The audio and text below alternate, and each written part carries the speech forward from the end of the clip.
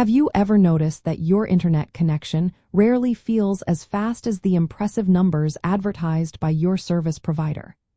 Many of us have experienced this disconnect between expectation and reality, leading to a natural curiosity about what those speed ratings truly representing.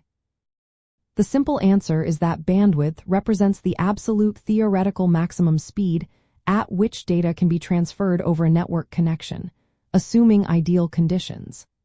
It is the raw capacity of the data pipeline, measuring how much data could potentially pass through it in a given amount of time, typically expressed in megabits or gigabits per second.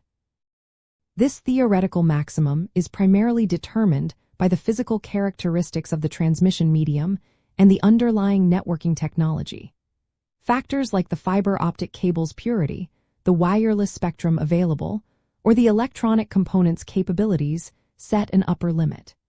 It is like the maximum volume of water a pipe can handle, not necessarily the amount of water flowing at any given moment. This intrinsic limit is based on fundamental principles of signal propagation and information theory, particularly Shannon's theorem, which establishes the maximum error-free data rate for a given bandwidth and signal-to-noise ratio.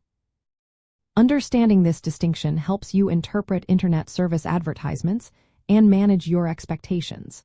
When a provider quotes a speed like 100 megabits per second, they are defining the bandwidth, which is the pipe's size, rather than the actual amount of data you will consistently receive.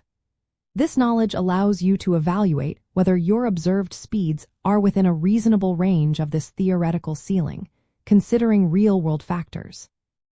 It is important to recognize that a network connection's true performance, or throughput, is always going to be less than its theoretical maximum bandwidth.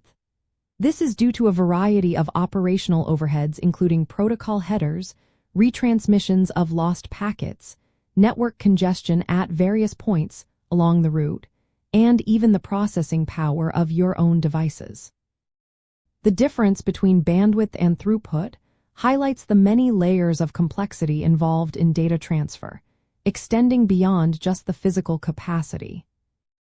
Ultimately, recognizing bandwidth as a theoretical maximum empowers you to think critically about network performance. It shifts the focus from simply accepting advertised numbers to understanding the multitude of factors that influence your effective internet speed, guiding you toward more realistic expectations and better troubleshooting when performance falls short.